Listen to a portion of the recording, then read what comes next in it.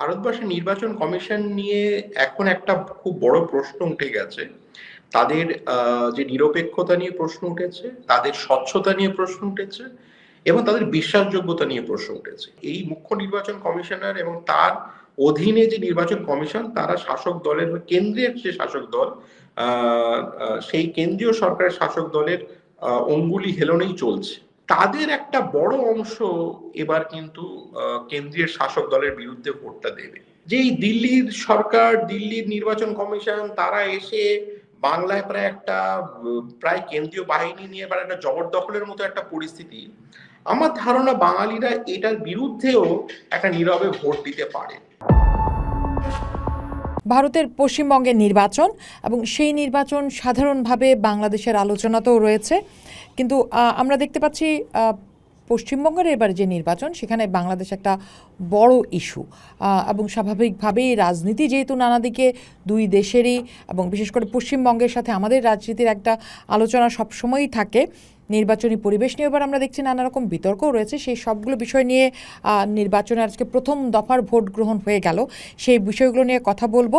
আমাদের সাথে আজকে আলোচনায় যুক্ত হচ্ছেন পশ্চিমবঙ্গের কলকাতা থেকে প্রফেসর ডক্টর মইদুল ইসলাম, সমাজবিজ্ঞানী এবং শিক্ষক, এবং একই সাথে তিনি রাজনীতি পর্যবেক্ষক। তিনি যুক্ত হচ্ছেন আমাদের সাথে আজকের আলোচনায়। জনাব মইদুল ইসলাম, আপনাকে স্বাগত জানাচ্ছি। ধন্যবাদ। পোস্টের সাথে প্রথম আলাপ আপনার। এখন ভোট গ্রহণ আজ সারাদিন চলল, সকাল থেকে শুরু হয়েছে 6টা অবধি। কেমন ছিল ভোটের পরিবেশ, কেমন দেখলেন, সব মিলিয়ে কেমন ছিল আজকের প্রথম দিন? এই পর্বে 152টা আসনে ভোট গ্রহণ হচ্ছে। আপনাদের মনে রাখতে হবে যে পশ্চিমবঙ্গের যে বিধানসভা, সেখানে 294টা আসন। তার মধ্যে প্রথম পর্বে আজকে 23 তারিখ, সেখানে 152টা আসন, এবং এর পরের দ্বিতীয় পর্বে 142টা আসন, যেটা 29 তারিখে হবে। আজকের 152টা আসনের মধ্যে যদি আপনি ভৌগোলিক দিক থেকে দেখেন, তাহলে সেটা উত্তরবঙ্গের যে জেলাগুলো, বিশেষ করে দার্জিলিং, কুচবিহার, জলপাইগুড়ি, আলিপুরদুয়ার, উত্তর দিনাজপুর, দক্ষিণ দিনাজপুর, মালদা, মুর্শিদাবাদ, আর পশ্চিমাঞ্চলের যে জেলাগুলো বীরভূম, পশ্চিম বর্ধমান, পূর্ব বর্ধমান, ঝাড়গ্রাম, পুরুলিয়া, বাঁকুড়া, এবং আপনার পূর্ব মেদিনীপুর, পশ্চিম মেদিনীপুর, এই হচ্ছে আপনার আজকের জেলাগুলোর আসন। আজকের নির্বাচন হচ্ছে। পরের যে ফেজ, অর্থাৎ পরের যে পর্ব হবে আপনার দ্বিতীয় পর্ব 29 তারিখে, সেখানে কলকাতা জেলা এবং কলকাতার যে সংলগ্ন যে জেলাগুলো, উত্তর 24 পরগনা, দক্ষিণ 24 পরগনা, হাওড়া, হুগলি, এবং একটু ওপরের দিকে যেটাকে আমরা মধ্য পূর্ব বেঙ্গল বলি, নদিয়া জেলা, যেটা বাংলাদেশের সংলগ্ন একটি জেলা, যদিও সেখানে হবে। যদিও আজকের দিনের একটা বড় অংশের যে উত্তরবঙ্গের জেলাগুলো প্রায় বেশিরভাগই আপনার আলিপুরদুয়ার বাদ দিলে মোটামুটি প্রায় বেশিরভাগই আপনার বাংলাদেশের সংলগ্ন জেলা, অর্থাৎ প্রতিবেশী দেশ বাংলাদেশ, তার সঙ্গে বর্ডার ভাগাভাগি হয় আর কি এই জেলাগুলোতে। জেনারেলি পশ্চিমবঙ্গের 80% মতো আপনার ভোট গ্রহণ হয়ে থাকে। যদিও এবারে অনেকেই বলছেন যে ভোট গ্রহণের যে শতাংশের যে হার, সেটা হয়তো আরেকটু বেশি হতে পারে। তার কারণটা হচ্ছে যে পশ্চিমবঙ্গে একটা স্পেশাল ইন্টেন্সিভ রিভিশন হয়েছে আরো 12টা রাজ্য এবং ইউনিয়ন টেরিটরি নিয়ে, যেখানে প্রচুর মৃত ভোটার কিংবা শিফটেড ভোটার কিংবা ডুপ্লিকেট এন্ট্রি হয়েছে। ধরুন তার ভোটার কার্ড একাধিক জায়গায় আছে বা একাধিক রাজ্যে আছে, এইগুলো বাদ চলে গেছে, যার ফলে আপনার টোটাল ভোটার সংখ্যাটা আপনার সংকুচিত হয়েছে। প্রায় 90 লাখের ওপরে নাম বাদ পড়েছে, যার মধ্যে অনেক জেনুইন ভোটারও ছিল, কারণ এই পুরো একটা প্রশাসনিক একটা প্রক্রিয়া করতে গিয়ে অনেক জেনুইন ভোটার তারাও বাদ পড়েছে। প্রশাসনিক প্রক্রিয়াটা কি আসলে, মানে যেটা আপনি বলছেন যে প্রশাসনিক প্রক্রিয়া করতে যে জেনুইন ভোটার বাদ পড়েছে, কিরকম? প্রশাসনিক প্রক্রিয়াটা এইটা যে এই যে যাকে যেটা বলে মৃত ভোটার এবং শিফটেড ভোটার কিংবা ডুপ্লিকেট ভোটার, এদেরকে বাদ দিয়ে একটা নতুন ভোটার লিস্ট তৈরি করা, এবং তার সঙ্গে একখানা মানে কারণ জুড়ে দিয়ে দেওয়া হয়েছিল এবারের ক্ষেত্রে, যে ইল্লিগাল মাইগ্রেন্ট অর্থাৎ বাংলাদেশ কিংবা অন্য রাজ্য অন্য দেশ থেকে যদি কোনো অবৈধ নাগরিক তারা এসে যদি তারা ভোটার ভোটার হয়ে থাকে, তাহলে তাদেরকেও আইডেন্টিফাই করা।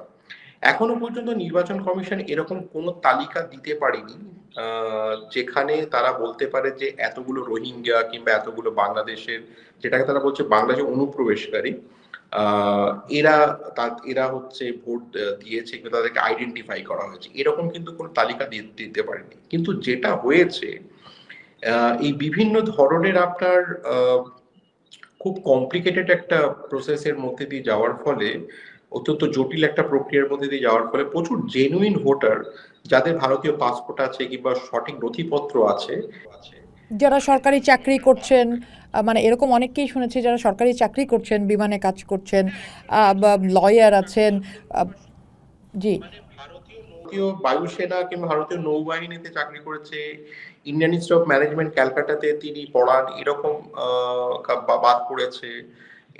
একাধিক সেলিব্রিটির নাম বাদ পড়েছে, এরকম বহু এই যে এদের নাম বাদ পড়েছে, এই বিষয়গুলোতে নির্বাচন কমিশনের ব্যাখ্যাটা কি ছিল?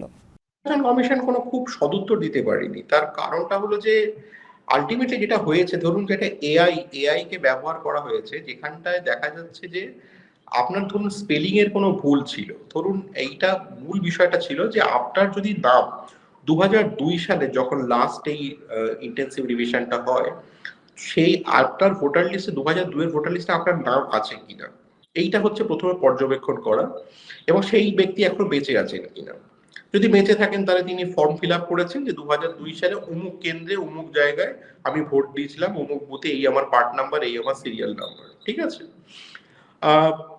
কিন্তু ধরুন যারা সেই সময় 2002-তে জন্মাননি কিংবা যারা 2002 সালে ভোটার ছিলেন না, তাদের কোনো বাবা মা কিংবা ঠাকুরদা ঠাকুমা দিদিমা দাদু এরা কেউ আছেন কিনা, যেটাকে বলে ম্যাপিং। এবার প্রথমে যেটা বলা হয়েছিল যে ম্যাপিং যদি আপনাদের হয়ে থাকে তাহলে কোনো আপনার কাগজপত্র দিতে হবে না, কিন্তু দেখা গেল যে পশ্চিমবঙ্গের ক্ষেত্রে প্রথমে এই 58 লক্ষ লোকের নাম বাদ পড়লো, যার মধ্যে নির্বাচন কমিশন একটা তালিকা দিলেন যেটাকে ASDD লিস্ট বলছে। A for absent, S for shifted, D for dead and D for duplicate. যদিও এই ASDD লিস্টটা প্রথমেই নির্বাচন কমিশন মানুষের সামনে পাবলিক করার মতো জায়গা ছিল না, তারা নিয়ে আসতে চায়নি। সুপ্রিম কোর্টে এই মামলা চলে এবং সুপ্রিম কোর্টের পর্যবেক্ষণের পরে সুপ্রিম কোর্টের নির্দেশে এই ASDD লিস্টটা বার হয়। কিন্তু যাই হোক, এই ASDD লিস্টের মধ্যে দেখা যাচ্ছে প্রচুর জেনুইন ভোটার, তাদের নাম কাটা পড়ে গেছে, এবং সেটা নিয়ে পশ্চিমবঙ্গের যে শাসক দল তৃণমূল, সর্বভারতীয় তৃণমূল কংগ্রেস, তারা এইটা নিয়ে প্রেস কনফারেন্স করে, তারা দিল্লিতে যায়। পশ্চিমবঙ্গের মুখ্যমন্ত্রী মাননীয় মমতা বন্দ্যোপাধ্যায় তিনি নিজে গিয়ে সুপ্রিম কোর্টে গিয়ে হাজিরাদের বলেন। তারপরে 28 ফেব্রুয়ারি 2026-এ আরো 5 লাখের ওপর লোকের নাম বাদ পড়ল, এবং দেখা যাচ্ছে যে বাংলাদেশ থেকে একটা বড় অংশের মতুয়া, যারা নমশূদ্র মানে হিন্দু লোয়ার কাস্ট, তারা বাংলাদেশ থেকে অনেকেই এসেছেন, কিংবা তারা এসেছেন ধরুন 90-এর দশকে কিংবা 2000-এর দশকে, ফলে তাদের নাম তো এমনিতেই 2002-এর নাম থাকার কথা নয়, এবং তাদের ছেলে মেয়েদেরও অনেক সময়, যার ফলে ম্যাপিং করতে পারিনি। এই অংশদের কাছে যেটা থাকে সেটা হচ্ছে যে ভোটার কার্ড কিংবা আপনার আধার কার্ড। কিন্তু নির্বাচন কমিশন খুব মানে এমন একটা ডিজাইন করলো যে লিস্ট অফ ডকুমেন্টসটা দিয়েছিল তার মধ্যে ভোটার কার্ড ছিল না, আর আধার কার্ডটাকে বলা হলো যে এটা নাগরিকত্বের প্রমাণ নয়, এটা পরিচয়পত্র। এর ফলে কি হলো যে আপনি যেহেতু ভোটার কার্ডটা ধরছেন না কিংবা রেশন কার্ড ধরছেন না, যার মধ্যে কিন্তু আপনার লোকাল অ্যাড্রেস দেওয়া আছে যে আপনি কোথায় থাকেন, কোন জায়গার বাসিন্দা, ভারতবর্ষের কোন রাজ্যে কোথায় থাকেন, এইটার বাসিন্দা, এবং সেটা একটা তো ডমিসাইলের উপর নির্ভর করে আমাদের নাগরিকত্ব হয়। এবং শেষ পর্যন্ত নির্বাচনের সময়টা চলে আসলো, জনাব মাইদুল, আপনাকে এই জায়গায় একটু জানতে চাই, এত কর্মকাণ্ড বা আমরা যদি আমাদের ভাষায় বলি যে এই যে ইঞ্জিনিয়ারিং, হ্যাঁ, এটা আসলে কেন চলছে? কারণ আমরা জানি যে ভারতবর্ষের নির্বাচন কমিশন ভীষণভাবে পুরো বিশ্বে আলোচিত, এত বড় গণতান্ত্রিক একটি রাষ্ট্র, তার যে নির্বাচন ব্যবস্থা সেটা নিয়ে মানে একটা উদাহরণ আসলে। কিন্তু এই সময়ে এসে তার সেই স্বাধীন চেহারাটা সে রাখতে পারছে না। বিভিন্ন ধরনের অভিযোগ উঠছে নির্বাচন কমিশন নিয়ে, কোনোভাবে বলাও হচ্ছে যে কোনো দলের চাপও রয়েছে। কেন নির্বাচন কমিশন বা কিভাবে নির্বাচন কমিশন তার এই চেহারাটা বা তার যে নির্দলীয় চেহারা সেটা হারালো কিভাবে? ভারতবর্ষের নির্বাচন কমিশন নিয়ে এখন একটা খুব বড় প্রশ্ন উঠে গেছে। তাদের যে নিরপেক্ষতা নিয়ে প্রশ্ন উঠেছে, তাদের স্বচ্ছতা নিয়ে প্রশ্ন উঠেছে, এবং তাদের বিশ্বাসযোগ্যতা নিয়ে প্রশ্ন উঠেছে। এইটা কিন্তু 10 বছর 15 বছর আগে ছিল না। ভারতবর্ষের নির্বাচন কমিশনকে সত্যি অনেকেই বিশ্বাসযোগ্য মনে করতেন, নিরপেক্ষ মনে করতেন, এবং তার স্বচ্ছতা নিয়ে কোনো প্রশ্ন আগে ছিল না। কিন্তু এই যে মুখ্য নির্বাচন কমিশনার, তাকে কিভাবে নিয়োগ করা হবে সেই নিয়মের আগে একটা পরিবর্তন হয়। এটা কয়েক বছর আগে পরিবর্তন হয়। আগে নিয়ম ছিল যে প্রধানমন্ত্রী এবং বিরোধী দলনেতা এবং সুপ্রিম কোর্টের যে চিফ জাস্টিস, এই তিনজন মিলে একটা কমিটি হবে। তারা মিলে ঠিক করবে যে কাকে আমলাদের মধ্যে থেকে কাকে মুখ্য নির্বাচন কমিশন করা যায়। কয়েক বছর আগে এই সুপ্রিম কোর্টের যিনি প্রধান বিচারপতি, তার আর কোনো রোল থাকলো না, তাকে রিপ্লেস করা হলো, তার পরিবর্তে সরকারের আরেকজন মন্ত্রীকে নিয়ে আসা হলো। অর্থাৎ প্রধানমন্ত্রী, বিরোধী দলনেতা এবং সরকারের আরেকজন মন্ত্রী থাকবে। অর্থাৎ যেটা যেটা বোঝা গেল যে এখানে আর খুব নিরপেক্ষ চয়ন আর হলো না। মানে সেক্ষেত্রে একটা দলীয়করণ হলো বলে কি মনে হয়? মুখ্য নির্বাচন কমিশনেরই একটা একটা শাসক দলের নিয়োগের হবে, এরকমই একটা জায়গা তৈরি হল। এর ফলে যেটা অভিযোগ উঠছে যে বারবার যে এই মুখ্য নির্বাচন কমিশনার এবং তার অধীনে যে নির্বাচন কমিশন, তারা শাসক দলের, কেন্দ্রের যে শাসক দল, সেই কেন্দ্রীয় সরকারের শাসক দলের অঙ্গুলি হেলনেই চলছে। হ্যাঁ, এবার যেটা হচ্ছে যে এই তো প্রথমে 63 লাখ বাদ গেল 28 ফেব্রুয়ারি, তারপরে আরো এরকম লজিক্যাল ডিসক্রিপেন্সি বলে একটা ক্যাটেগরি তৈরি হলো, যেটা এই নামের বানানের ভুল, কিংবা আপনার বাবা মার সঙ্গে 15 বছরের বয়সের তফাৎ আছে কিনা, কিংবা আপনার নানা নানি কিংবা দাদা দাদির সঙ্গে 50 বছরের নিচে বয়স আছে কিনা, কিংবা আপনি যদি কোনো ছজনের বেশি পিতা হন, তাহলেও আপনার এরপর প্রশ্ন উঠছে। এখন এইগুলো খুব অত্যন্ত বালখিল্য কিছু যুক্তি, যে যুক্তির কোনো মানে হয় না, সেটাকে বলা হলো মানে লজিক্যাল ডিসক্রিপেন্সি। এর মধ্যে কি লজিক আছে কেউই জানে না। এবং এটা নিয়ে বহু লক্ষ মানুষের তাদের ভোটাধিকার কেড়ে নেওয়া হলো। যে প্রায় 35 লক্ষ মানুষ তারা অ্যাপিল করেছে, অর্থাৎ এই 35 লক্ষ মানুষের ভোটাধিকার গেছে। হ্যাঁ, অর্থাৎ এই যে প্রথমে 5 লাখ, তারপরে আরো 27 লাখ, 32 লাখ এবং 58 লাখের মধ্যে আরো কিছু কয়েক লক্ষ হয়তো জেনুইন ভোটার বাদ করেছে, সব মিলিয়ে এখন ট্রাইব্যুনালে আছে প্রায় 35 লক্ষ অ্যাপিল।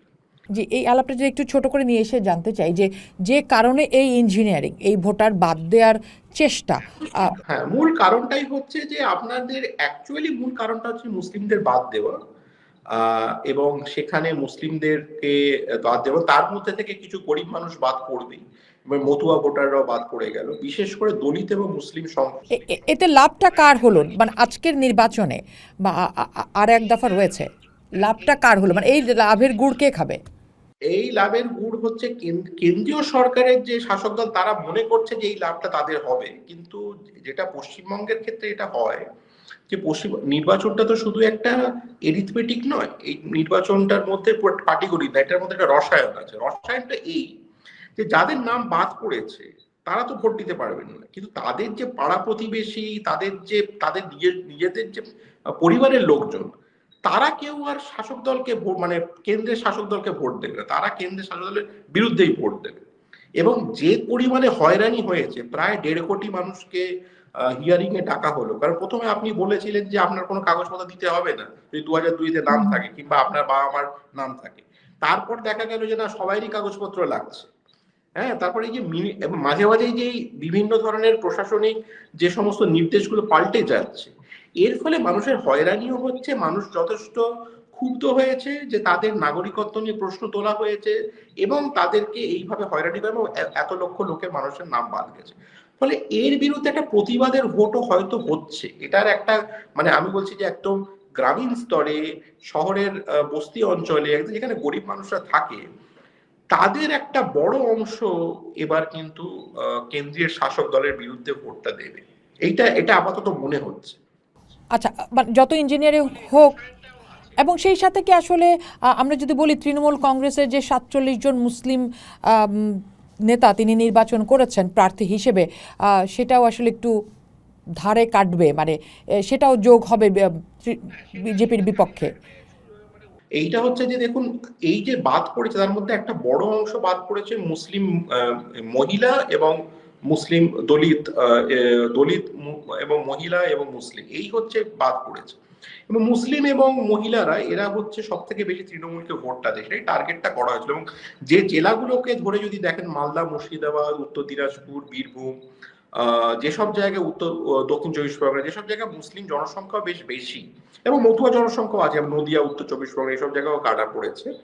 মূল বিষয়টা হচ্ছে ভারতবর্ষ, কারণ এটা শুধু পশ্চিমবঙ্গে হচ্ছে না, এর মধ্যে এটা ভারতের যে প্রশাসনিকদের যে মহলের একটা বড় কারসাজি আছে। সেটা মূল বিষয়টা হলো যে ধরুন ১০০ কোটি যদি আপনার ভোটার হয়ে থাকে, গত ২০২৪ এটা ৯৮ কোটি ছিল, সেখান থেকে যদি আমি পনেরো কোটি কিংবা ২০ কোটি যদি আমি কমিয়ে দিই, তাহলে এই যে সরকারি প্রকল্পগুলো আছে ভোটারদের ক্ষেত্রে, যেখানে ভোটার কার্ড অনেক সময় লিঙ্ক হয়ে আছে, সরকার বলবে যে আমার তো এত ভোটার নেই, অত টাকার বাজেট করে আমার লাভ নেই, আগে আমি ১০০ কোটি লোকের জন্য বাজেট করতাম, এখন আমি ৮০ কোটি লোকের জন্য বাজেট করব। এটা একটা হতে পারে, এটা সরকারি যে ব্যয় খরচ সেটা কমানো, এটা একটা দিক। দ্বিতীয় যেটা দিক হচ্ছে যে একটা বড় অংশের মানুষকে আপনি ভোটাধিকার দিতে দিলেন না, যারা অ্যাকচুয়ালি আপনাকে ভোট করেন না, তাহলে আপনার সবসময় লং টার্মে সবসময় আপনার জেতার সম্ভাবনা বেশি থাকে। ফলে এটা একটু পরবর্তীকালের নির্বাচনগুলোকে কেন্দ্র করে এক ধরনের জিনিস একটা তৈরি হয়েছে, প্রশাসনিক প্রক্রিয়াটা তৈরি হয়েছে। মানে আগেই মাঠ গুছিয়ে রাখার একটা চেষ্টা। হ্যাঁ, আর তৃতীয় যেটা হয়েছে যে যেহেতু বহু কোটি মানুষের আপনার ভোটাধিকার থাকবে না, তারা অনেক বেশি ভালনারেবল হবে। ফলে রাষ্ট্র তাদের সঙ্গে অনেক বেশি তাদেরকে বার্গেন করতে পারবে যে তোমার তো ভোটাধিকার নেই, তোমাকে তো আমি এমনিতেই কোনো সরকারি প্রকল্প আর দিতে পারবো না, কিন্তু তুমি হচ্ছে অনেক কম মজুরি নিয়ে তুমি আমার হয়ে খাটো, কিংবা আমি তোমাকে তোমাকে একটা নতুন ধরনের বন্ডেড লেবার কিংবা একটা নতুন ধরনের দাস প্রথা তৈরি করার মতো একটা জিনিস একটা তৈরি হচ্ছে। এবং ভারতবর্ষে, শুধু ভারতবর্ষে এটা মার্কিন যুক্তরাষ্ট্র থেকে হচ্ছে, একটা প্রিজন ইকোনমি, অর্থাৎ এই যে ডিটেনশন ক্যাম্প, কারাগার, এইগুলোর মধ্যে এটা নতুন অর্থনীতি একটা তৈরি হচ্ছে। এখানেও প্রচুর লোক ইন্টারেস্টেড, যেখানে খুব সস্তার মজদুরি কিংবা বিনা পয়সার মজদুর আপনি পাবেন। যে সমস্ত নাগরিক, গরিব নাগরিক, যাদের কাছে ভোটাধিকার আর নেই, হ্যাঁ, তাদেরকে আপনি সবসময় সাসপেক্ট করছেন। এখন লক্ষ লক্ষ লোককে তো আপনি অন্য কোথাও পাঠাতে পারবেন না, কোনো দেশই নেবেন না, কিন্তু এদেরকে আপনি কত সস্তায় মজদুরি করিয়ে আপনি নিজের কাজ হাসিল করে দেবেন। ফলে সেখানে ভারতবর্ষের পুঁজি, ভারতবর্ষের রাষ্ট্র সবাই এর মধ্যে ইন্টারেস্টেড। তাহলে যখন আমাদের আমরা দেখেছি যে বিজেপি প্রধান বা ভারতের প্রধানমন্ত্রী নরেন্দ্র মোদী কিছুদিন আগে পশ্চিমবঙ্গে বলেছিলেন যে জনগণের উদ্দেশ্যে বলেছিলেন যে আপনারা ৩৫ বছর সিপিএমকে দেখেছেন, ১৫ বছর তৃণমূলকে দেখেছেন, এবার ৫ বছর আমাদের হাতে দেন। তো যার যে প্রশাসনের মনের ভেতরে এই চিন্তা বা মাথায় এই চিন্তা, তাহলে তার হাতে ৫ বছর তুলে দিবে কি পশ্চিমবঙ্গের জনতা? এখনো পর্যন্ত পশ্চিমবঙ্গের যা ঐতিহাসিক যা রাজনৈতিক যে ট্রেন্ড, সেটা হলো যে যারা লোকসভা নির্বাচন জেতে তারা পরবর্তীকালে বিধানসভা নির্বাচন জেতে। এটা মানে ঐতিহাসিক ট্রেন্ড, এটা ৫০-৬০ বছর ধরে এই জিনিস চলছে, মানে ৭১ সালের ৭২ সালের বিধানসভা থেকে এটা চলছে। ফলে আপনি এটা ধরে নিতে পারেন যেহেতু লোকসভাতে তারা এবারে বিজেপি খুব ভালো ফল করেনি এবং পশ্চিমবঙ্গে তাদের সিট কমেছে, ২০১৯-এ ১৮টা সিট ছিল, সেটা কমে দাঁড়িয়েছে ১২টাতে, এবং ২০১৯-এ তাদের ৪০% ভোট ছিল, সেটা কমে দাঁড়িয়েছে ৩৯% ভোটে। ফলে আপনার খুব একটা বেশি তাদের ফলের এদিক ওদিক হবে এরকমটা কোনো ধরার কারণ নেই। এবং পশ্চিমবঙ্গে তৃণমূল যথেষ্ট আপনার জনপ্রিয় একটা সরকার এবং জনবাদী নীতি নিয়ে বিভিন্ন ধরনের সামাজিক প্রকল্পগুলো তারা করছে। এবং কেন্দ্র বিরোধী একটা রাজনীতি, যেটা পশ্চিমবঙ্গের একটা ঐতিহাসিক মডেল বলা যেতে পারে, যে দক্ষিণ ভারত এবং পশ্চিমবঙ্গ এই কেন্দ্র বিরোধী রাজনীতি, যেখানে তারা ক্ষমতার বিকেন্দ্রীকরণ চায়। মূল ভারতবর্ষে এখন মূল যে আপনার যদি কন্ট্রাডিকশন দেখেন, মূল যে আপনার বিভাজনটা দেখেন, সেটা হচ্ছে কিছু পার্টি তারা বিকেন্দ্রীকরণ চায় ক্ষমতার, অর্থাৎ আর্থিক বিকেন্দ্রীকরণ, রাজনৈতিক বিকেন্দ্রীকরণ। আর উল্টো দিকে ভারতীয় জনতা পার্টি, যারা একটা কেন্দ্রীভূত একটা সরকার চায়, যে সমস্ত কিছু কুক্ষিগত কেন্দ্রীভূত একটা মডেল। ফলে এই যে এই সংঘাতটা কিন্তু আপনার চলবে। ফলে এটা শুধু এই নির্বাচনের ব্যাপার নয়, মানে এটা আগেকার নির্বাচনগুলো আমরা দেখেছি এবং এটা ভবিষ্যতেও আপনার চলবে। সেক্ষেত্রে আরেকটু নির্বাচনের পরিবেশের দিকে একটু আসতে চাই। আজকে আমরা দেখলাম বিভিন্ন গণমাধ্যমে যে নরেন্দ্র মোদী বললেন যে ৫০ বছরের ইতিহাসে সবচেয়ে ভালো পরিবেশের মধ্যে নির্বাচনটা হয়েছে, কোনো ধরনের কোনো বিশৃঙ্খল ঘটনা ঘটেনি। কিন্তু উল্লেখযোগ্য যে বিষয়টি সেটা হচ্ছে আমরা একেবারে ভীষণ রকমের আইনশৃঙ্খলা রক্ষাকারী বাহিনীর উপস্থিতি দেখলাম, প্যারামিলিটারির উপস্থিতি দেখলাম। সেক্ষেত্রে একটু জানতে চাই যে হঠাৎ করে প্রায় ২.৫ লাখ প্যারামিলিটারির অবস্থান কেন নির্বাচনকে ঘিরে? এবং আমি বিবিসির বিভিন্ন খবর দেখছিলাম আজকে সকাল থেকে, সেখানে দেখছিলাম যে বিবিসি রিপোর্টাররা বলছেন যে এমনভাবে সিসিটিভির আওতায় আনা হয়েছে প্রত্যেকটা কেন্দ্র এবং বুথগুলোকে, যেন এক ধরনের কড়া নজরদারির মধ্যে নির্বাচন হচ্ছে, এই ধরনের একটা জিনিস টের পাওয়া যাচ্ছে। ভোটাররা এই ধরনের একটা ব্যাপার টের পাচ্ছেন যে কড়া নজরদারি রয়েছে। কেন এই ব্যাপারটা? সেটা হচ্ছে এই জন্যই, কারণ এটা এটা তো সব বুঝে গেছে নির্বাচন কমিশন এবং কেন্দ্রীয় সরকার, যে যে এত লক্ষ মানুষের যেহেতু নাম কাটা গেছে, ফলে এর মধ্যে একটা ক্ষোভ বিক্ষোভ আসতে পারে। ফলে একটা নির্বাচনের দিন হয়তো অনেক ঝামেলা হতে পারে, যার জন্য একটা এক্সট্রা প্রিকশন নেওয়ার জন্য, একটু সতর্ক থাকার জন্য অনেক আগে থেকে, এটা কিন্তু পশ্চিমবঙ্গে এবার যেটা হয়েছে, অনেক আগে থেকে কেন্দ্রীয় বাহিনী এবং কয়েক লক্ষ কেন্দ্রীয় বাহিনী তাদেরকে নিয়ে আসা হয়েছে, এবং এই অ্যাডিশনাল সিসিটিভি এবং এগুলোকে নিয়ে আসা হয়েছে। এবং বলা হয়েছে যে সিসিটিভি যদি আধ ঘন্টার জন্য কাজও না করে, তাহলে সেক্ষেত্রে সেই বুথে পোল হবে। যদিও আমরা যা খবর পাচ্ছি পশ্চিমবঙ্গের বিভিন্ন সংবাদ মাধ্যম থেকে, যে বেশ কয়েকটা জায়গায় আপনার খুচরো কিছু ঝামেলা হয়েছে, যেখানে এবং এরকমও ঘটনা ঘটেছে যেখানে ইভিএম চলেনি, কিংবা এমন একটা জায়গায় ঘটনা ঘটেছে যেখানে আপনি তৃণমূলকে ভোট দিচ্ছেন কিন্তু সেই ভোটটা বিজেপিতে চলে যাচ্ছে, মানে একটা টেকনিক্যাল ফল্ট ছিল, এরকম একটা ইভিএম এরকমও হয়েছে। কারণ এখন যেটা হয় যে আমাদের এখানে ইভিএম এ আপনি যদি ভোটটা দেন, তখন কিন্তু একটা ওই ভিভিপ্যাট যেটা বলে, একটা কাগজের জিনিস, সেটা উঠে আসে, ফলে আপনি দেখে নিতে পারবেন যে ভোটটা আপনার কাগজটা, স্লিপটা কোথায় পড়ে গেল নিচে ওই সিস্টেমের মধ্যে। ফলে সেটা কয়েকটা ভোটার রিপোর্ট করার ফলে এরকম একটা জায়গায় ইভিএম, তো এরকম কিছু জায়গায় হয়তো সেটা দেখা যাক যে আগামী দিন এইবারে কটা বুথে রিপোর্ট হবে, সেটা একটু দেখতে হবে। কিন্তু ভোটারদের মধ্যে কি আসলে এই অনুভূতিটা ছিল যে সে আসলে এক ধরনের নজরদারির ভেতর আছে? হ্যাঁ, এমনি নজর এতটা হয়তো ছিল না, কিন্তু এবারে তো অনেক বেশি তারা মনে করছে যে নজরদারির মধ্যে আছে। কিন্তু আমার ধারণা, এই যে এত বেশি কড়াকড়ি এবং এই যে এত ধরনের আপনার কেন্দ্রীয় বাহিনী দিয়ে এতগুলো কেন্দ্রীয় বাহিনী দিয়ে আনা, এটা কিনা এটা একভাবে বাঙালি সেন্টিমেন্টকে একভাবে আঘাত করেছে। মানে বাঙালি কোথাও কোথাও এটা মনে করছে যে এই দিল্লির সরকার, দিল্লির নির্বাচন কমিশন, তারা এসে বাংলায় প্রায় কেন্দ্রীয় বাহিনী নিয়ে প্রায় একটা জবরদখলের মতো একটা পরিস্থিতি। আমার ধারণা বাঙালিরা এটার বিরুদ্ধেও একটা নীরবে ভোট দিতে পারে, সেই একটা সম্ভাবনাও আছে। যেহেতু জনাব মহিদুল বাংলাদেশ থেকেই কথা বলছি, সেক্ষেত্রে শুরুতেই যেটা বলছিলাম যে পশ্চিমবঙ্গের ক্ষেত্রে, বাংলাদেশের নির্বাচনের ক্ষেত্রে ভারত যেমন একটা কার্ড, সবসময় একটা শক্ত কার্ড, সেরকম পশ্চিমবঙ্গের রাজনীতিতেও বাংলাদেশ একটা বড় কার্ড আমরা বলে থাকি সবসময়।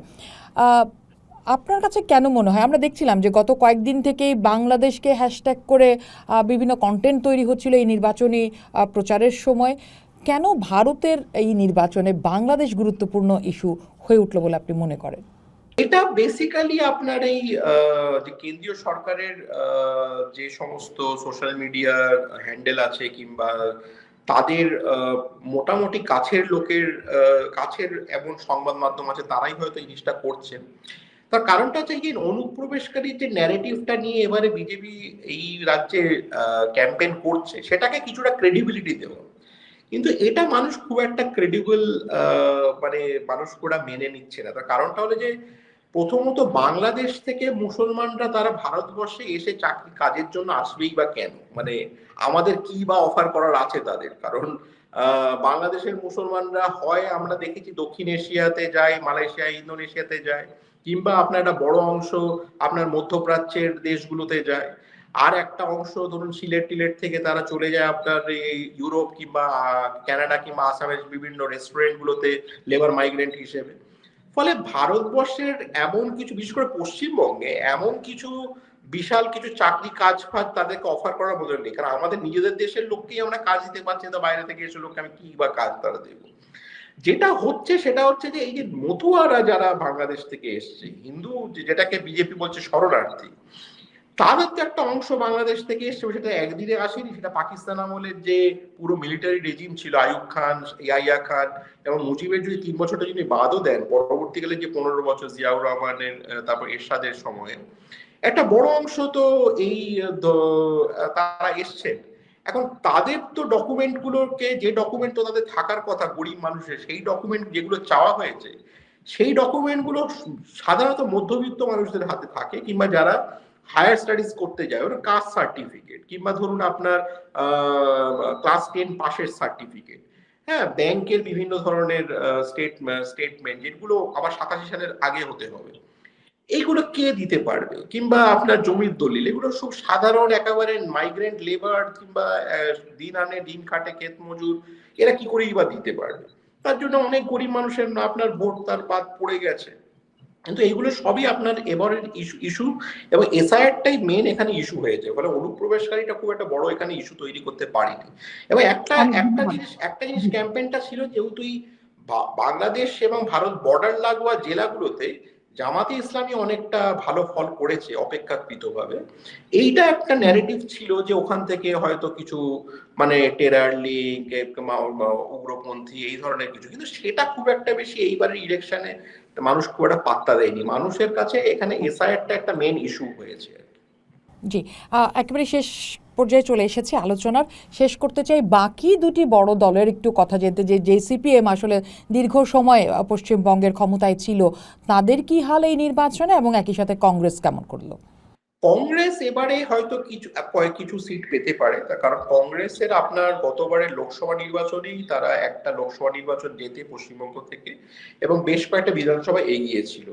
সিপিএম এরও কয়েকটা বিধানসভা আসনে তারা মানে খারাপ ফল করেনি, মানে সেকেন্ড হয়েছে, কিংবা একটা দুটো জায়গায় সম্ভবত তারা এগিয়েও ছিল। ফলে এ দুজনই তারা আশা করছে যে গত নির্বাচন তারা শূন্য হয়ে গেছিল, তারা আশা করছে যে এবার হয়তো কিছু তাদের খাতা খুলতে পারে, এটাও আশা করছেন। সেটা দেখা যাক কি ধরনের। 4 মেতে আসলে সেই ফলাফল হাতে আসবে। জি, একেবারেই। অনেক ধন্যবাদ জনাব মহিদুল আমাদেরকে সময় দেওয়ার জন্য। পরের দফা নির্বাচনের দিনও হয়তো আবার আপনার সাথে কথা হবে। ভালো থাকবেন, সুস্থ থাকবেন।